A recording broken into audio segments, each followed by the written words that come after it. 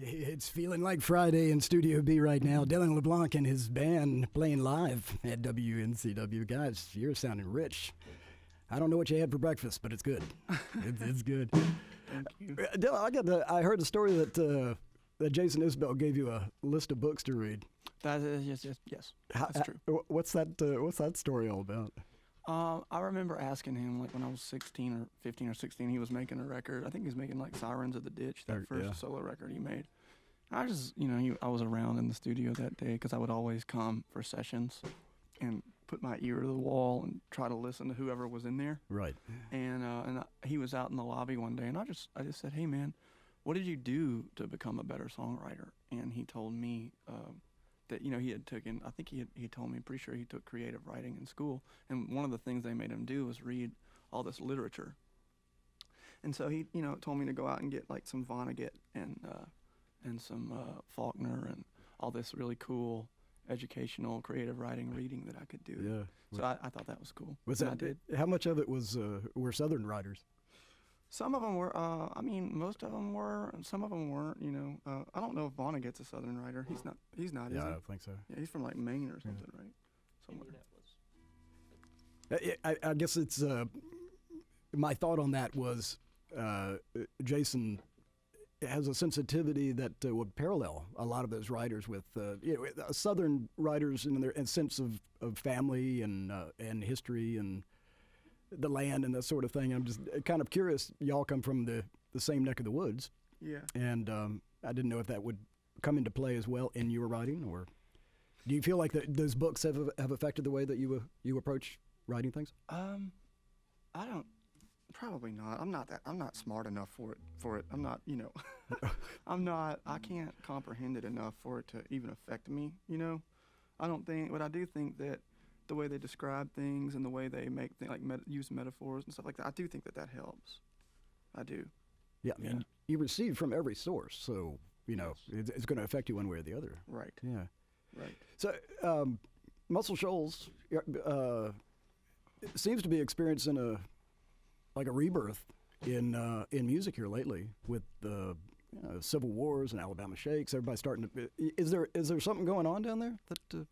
I don't know. I just think people are making good music right now down there. I think it's a good time for music in that area, and it's always seemed to have been a good time. I think the 80s kind of got weird, and the early 90s were a little weird too, and I think it's kind of having a resurgence. People are interested in it again. Yeah, and it seems to be a very supportive community of artists. Absolutely. Yeah, everybody supports everybody. We love each other. We take care of each other. We appreciate each other. So I think it's a great community to be in right now. Does Fame Studios act as a hub of sorts, or? It's kind of its own thing now. It's getting so much. It got so much press and so much love. That they are covered up with tourists and. So, people still track there and sessions still happen, but, it always has sort of been, it's on the other side of town. It's always been in this, that's one of the coolest things about it, is it's in this, like, weird, it's by a CVS pharmacy and a Walgreens, and then there's Fame Recording Studios. Right. So, it's like in this weird. That's the best medicine I could think of, actually. Yeah. Exactly. Your dad, James, worked in that building. He did. For a long time. Years. Yeah. 17 years, man. Yeah. And I grew up there, and he was a staff writer there. He wrote country songs for them on their publishing end in Nashville. And, yeah, I absolutely ate it up growing up, man. I was privileged. I always felt privileged to be able to be there. Yeah. Because, like, Spooner Oldham would walk in, and David Hood, they were always there, coming in to do sessions, because they're still very much active players. I mean, right. they do sessions all the time. And so that part of it was really cool, and getting to meet them and getting to know them, and for them to spend their time with me, and just to say a few things about, this is a chord here, or show me this, I mean, the guy who played for Little Richard and plays with Neil Young's wife's band showed me my first blues lick. His name's Kelvin Hawley, and he was an amazing human being, and they were all, you could tell they love music. You talk to Spooner Oldham, and he says, I want to die behind my piano playing with my best friends. So obviously you got so much from your dad on that side of things. Was your mom musically inclined at all? She could sing really good. Uh-huh. She's like one time she sang with my dad. Like he was playing a gig and they're not even together anymore. But my dad like called her to the stage, and she did that Edie Brickell song, "What I Am." Remember that song? Yeah. And it blew me away. I was like, gee, it was gorgeous, and she sang like wonderfully. So I think I get it from both of my sides, because my mom, she'll claim that she can't sing, but she's actually got an amazing voice, very unique voice, but very pretty. Well, you've been around all these folks at Fame and otherwise, and I seem to remember that didn't Emmylou sing on a track for you way back? Yeah, she lost a bet and had to. No, I'm just kidding. No, she my manager at the time had managed her before he managed me, and so they were really good friends. And I'd stated my case to him so many times. I was like, man, it would be like a dream come true if I could have Emmy sing on a song. And he kept pushing it off and saying, no, we don't do that. I don't do that. And he's very protective of her. And he said, well, I'll tell you what I will do. I will send her the song, and I'll say, would you be interested in doing a vocal on this? And if she says yes, that's great. If she says no, then we're gonna leave it alone. And she came back and said, very Daniel Lenoir. And and I thought, that's cool.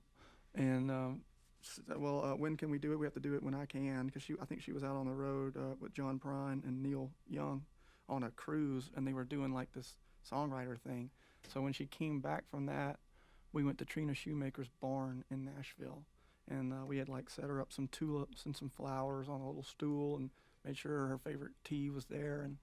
And when she got there, she rolled in and sang, and it was really funny because she kept asking me. She said, "If you don't like something I'm doing, just tell me, And I was like, no chance of that happening. Right. I'm not gonna say, oh, that was terrible, Emmylou. Can you do that again? That's right.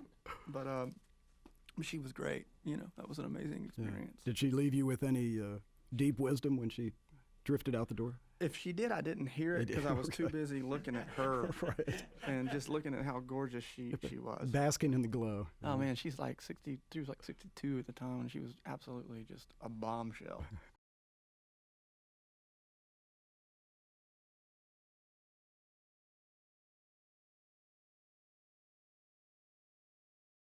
That's right.